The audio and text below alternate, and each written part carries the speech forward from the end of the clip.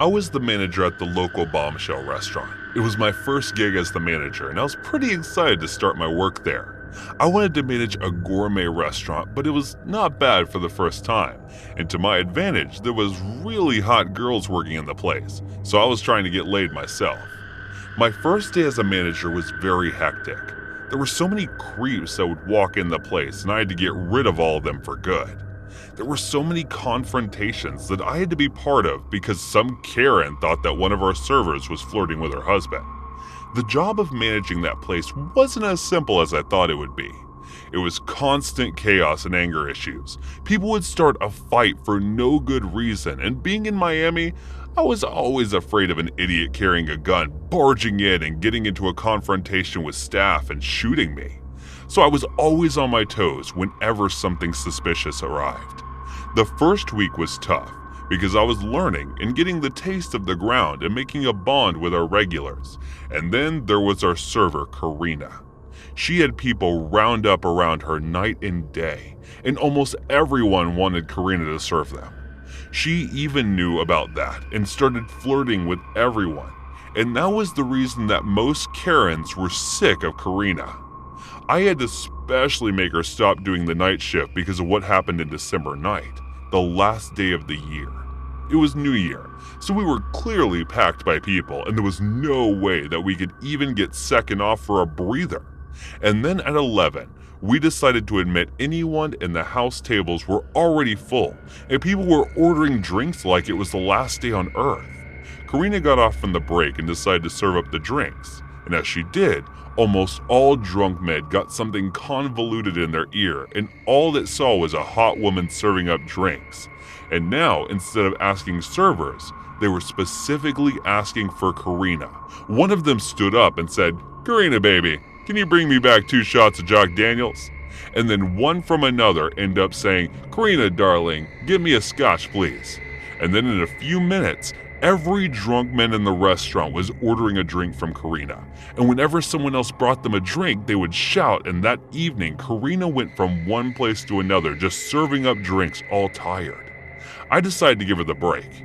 It would have been too much for anyone, and as I gave her the break, the men in the restaurant just exploded and just kept shouting, "Karina!"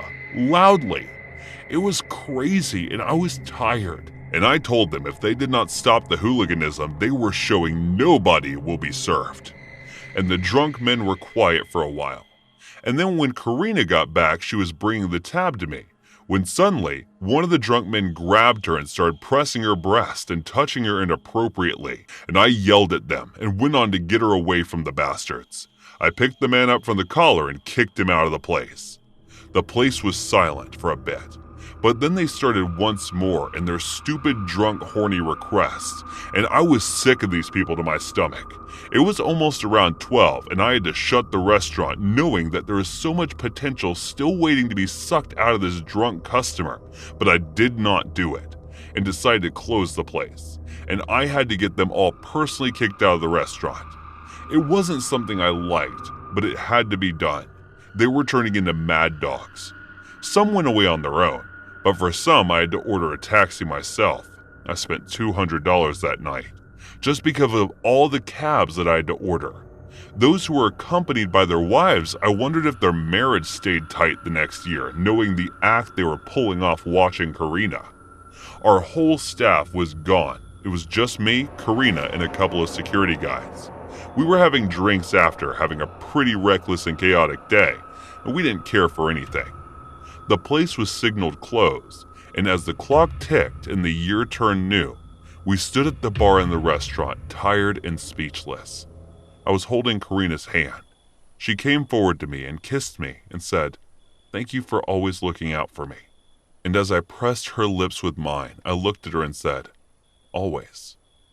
We were looking each other in the eye as we were kissing. The security guards were wasted and were sleeping like they were in the bar.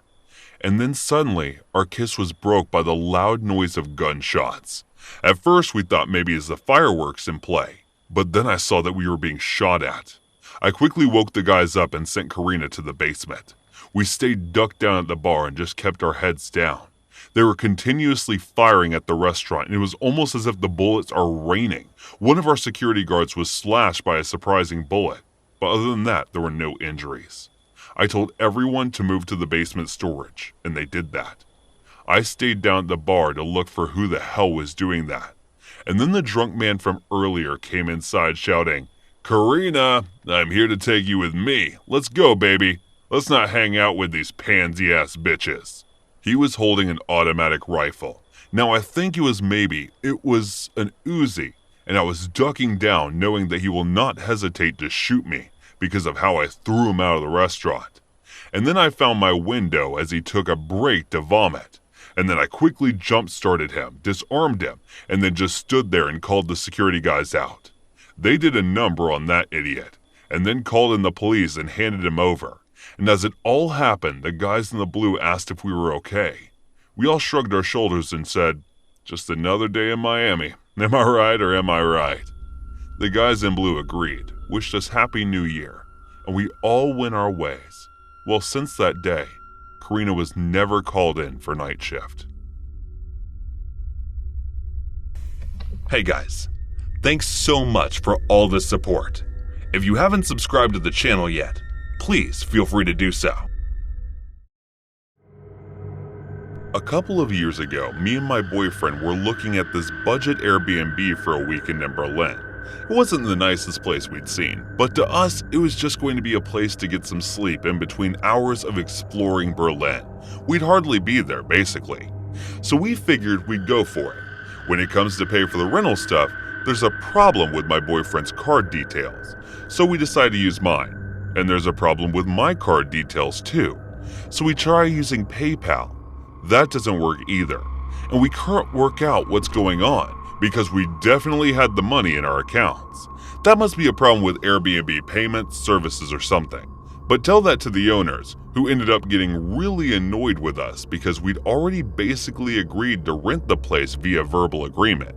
By the time we got our bank stuff sorted, turned out it was fraud on both our accounts. They weren't interested in renting to us anymore, so we missed out. Or so we thought. Ages and ages later, my boyfriend sent me a link to an article from a German newspaper telling me to get it up on my iPad, so I could use Chrome to translate it. But before I actually used the translate feature, I scrolled through the whole article. Like, why did he send this to me for? And lo and behold, there's a picture of the Airbnb we wanted to rent. Only then did I translate the text.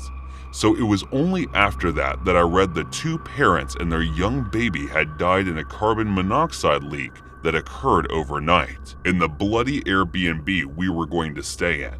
I'm not religious or anything, never have been. But I kinda get what people are talking about now when they mention guardian angels or whatever. If it hadn't been for that annoying fraud, we would have rented that flat. And it might have been us that were there when the gas leak happened. It was just absolutely horrifying when I read through the story, and I was crying like a baby by the end of it. It said the owner had been arrested over it, and he was going to be charged with some variant of manslaughter or whatever. And rightfully so. If he had asked me, I still get chills when I think about it though. And obviously, we just stick to hotels these days.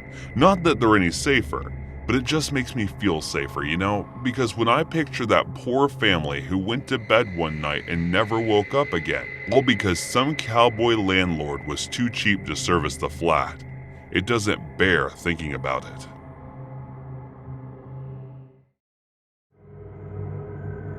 To give some context, every summer I would do some temp work for the company where my dad worked. It was an education company, so they always needed temp workers around in July and August time for all of the exam remarks that they had come in. It was my data entry work, but it suited me fine, and that meant I could earn a little extra cash while I was at university. I did this every summer from when I was 19 through when I was 23. And then I got another job at the same company for a bit after I graduated, but we'll get to that later. For now, all you need to know is that I was a reasonably familiar face there, and everybody knew I was my dad's daughter. The main downside of working there was that I'd clock off work at 5 p.m., but I'd have to wait for my dad to finish work since he was the head of an entire department, so he'd end up staying a bit later. Every day, I bring a book with me and sit in this little foyer area between his department and the department where I worked, since it had the most comfortable chairs. I must have been 22 years old when this happened, because it was the penultimate summer that I worked there. I had just had my hair cut short for the first time in my life, and I'd had it dyed red as well. I was sitting on these couches reading, when all of a sudden, this guy approaches me. Leon. Leon tells me that he works in my dad's department, and he thought he'd come introduce himself. This is a pretty common occurrence for me, and I was aware of this guy. He was young and decent looking, so a few of the women in my department had a crush on him. I was dating someone at the time though, and I'd never actually seen him in person, but I could see what they saw in him. He got to chatting, and he mentioned that I changed my hair, so I told him about cutting it short, and he cut me off mid-sentence. As this is where it started to get weird. He said, no, first it was brown and you didn't have a fringe, and then you went through that phase of curling it. Then you put the fringe in its indicted red. After that, you dyed it purple, and now you had to cut short and dye it back to red. This guy I just met was describing over 2 years worth of hairstyle changes that I'd had. I felt creeped out, but it seemed like a nice enough guy, and I guess I'd worked at the company throughout the entire time, so it was reasonable to assume that he'd noticed me before, and that should have been the first red flag.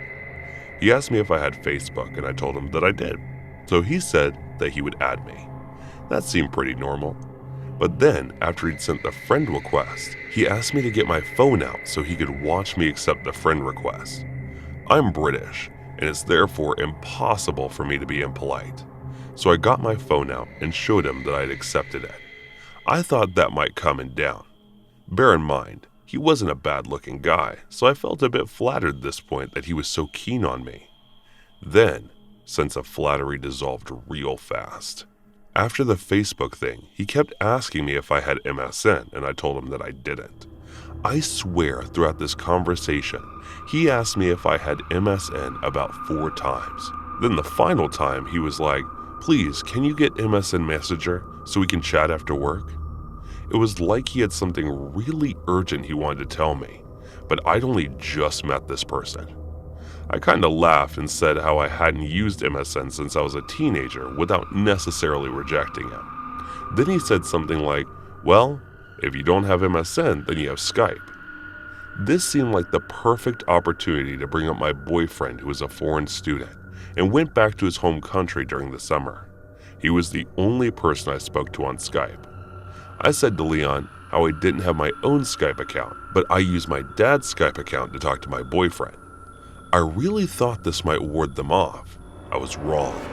Without missing a beat, he said, can you please just get your own Skype account so we can video chat after work? He said it like I somehow was inconveniencing him, like this was something we'd agreed to do months ago or something. I had no idea how to react, so I just sort of smiled and laughed. Thank the heavens someone from my dad's department walked past at the moment, was like, Leon, are you meant to be at your desk? He scurried off pretty quickly after that, but not before reminding me to get my own Skype account and sent him the details. I told my dad about the whole exchange in the car ride home, but all he said was that Leon was very friendly and that a lot of women in his department liked him. So maybe I just misunderstood the situation. I thought he was probably right, so I tried not to let it bother me. Later that evening, however, I was on my computer doing university work when a message popped up on my face. Look, it was Leon on the message. Said was, we like the same movies. I don't know what it was, but something about this message freaked me out so much. I decided not to respond and logged off Facebook, hoping that he would notice I had been online. The next day after work, I was sat in my usual spot when Leon comes over to me. His face was like thunder. At first, I thought he was having a bad day and was walking through the hallway. But my heart dropped when I realized he was walking directly towards me. Why don't you respond to your Facebook message? I was stunned. How was I supposed to respond to that? Who says stuff like that in real life? Lucky for me, I didn't have an opportunity to respond because he started off on this tirade. I'm not even kidding. He started listing all of the movies we had in common, And then he had seen on my Facebook profile Batman, The Dark Knight, Watchmen, Scott Pilgrim vs. the World, Fight Club. I just sat there watching him reel off all of these film titles. Once he was finished, all he said was, "It's okay, I forgive you," and then walked off back to his department. Over the next couple of weeks, he came and found me in my spot every day and talked to me, from the moment I sat down to the moment my dad came to get me. I don't remember many of the exchanges, but I do remember distinctly one day pretending to pick up my nose when I saw him coming to see if it would pull him off. It didn't. I got to the point where I'd get so stressed out after work that I'd go and hide in the toilets for as long as I could, but the women I worked with started to notice and think I was weird. Eventually, I broached the subject with my dad, and he gave me his car keys after my shift so I could go hide out in a car rather than the building. So I'm camping out in his car, and I'm still feeling quite tense. But after about 20 minutes, I start to feel at ease. Surely he won't come looking for me out here. Wrong. I looked over at the main entrance, and my heart drops. He is coming out of the door, and he's scrutinizing all the cars. I sank down as far as possible into my seat, but I wasn't fast enough, and he saw me. He comes rushing off and starts tapping the glass, so I open the door and ask him what's up. "I didn't see you in your usual spot, but luckily the doorman told me he saw you come out here. Why are your dad's car? Again? What am you supposed to say to that?" I told him I had a headache, so I'd come out to the car to take some Persimenthol and see if I could get some sleep. At least he respected that because he told me to feel better and left me alone. I breathed a sigh of relief, knowing that I was only going to be working there for a few more days before I had to go back to university. I told my dad about the car incident, and he gave Leon a talking to the next day. Leon would still come find me in the foyer, but he'd only talk to me for a few minutes in passing before leaving me alone, and there was a big relief. On my last day at work there, I was fully expecting him to do something crazy, but he didn't even come to chat with me that day. I left the office and thought that I would never see him again. I found out he was fired not long after I left the company that year because he kept coming into work late and then spent most of his time at work chatting with his coworkers and me apparently. Fast forward to January of 2014, and I was preparing to move to China for a position teaching English. I graduated from university and I was working at the same company, but this time in a semi-permanent capacity. It was my last day of work, so I received quite a few gifts and some fuss from my coworkers. It was about 10 a.m. when who should I see walk through the door but Leon. He had been hired as a temp to do the job that I had done for so many years. As soon as he walked through the door, he saw me and this flash of recognition crossed his face. I wanted to slide under my desk and die. It came walking over me and was all smiles, asking about how I was and why I was still doing at the company. I was at the point that one of my coworkers mentioned how I was off to China soon. Leon seized on that and started talking about his friend who was also interested in TFL. His interest seemed genuine, so I got to talk about how I got my TFL qualification, who I got it through, what company I would be working with for on China, etc., etc. We chatted for about 20 minutes and he wrote down some details for his friend and went off to work. At the end of the day, I was packing all my stuff to leave and a few of my coworkers were coming over to say their goodbyes. Don't get me wrong, the Leon incident aside, I had a wonderful time working at that time. Company and I had made a lot of great friends out of the corner. My eyes see Leon approaching, but I think, what's the harm? He says goodbye and wishes me luck on my new adventure. Then, as I'm literally walking out the door of the department, I hear him call out, "See you in China." For the first 2 weeks of my teacher training over there, I was like a hawk, keeping a constant lookout for this guy. He never did follow me out to China, but it still remains one of the creepiest encounters of my life.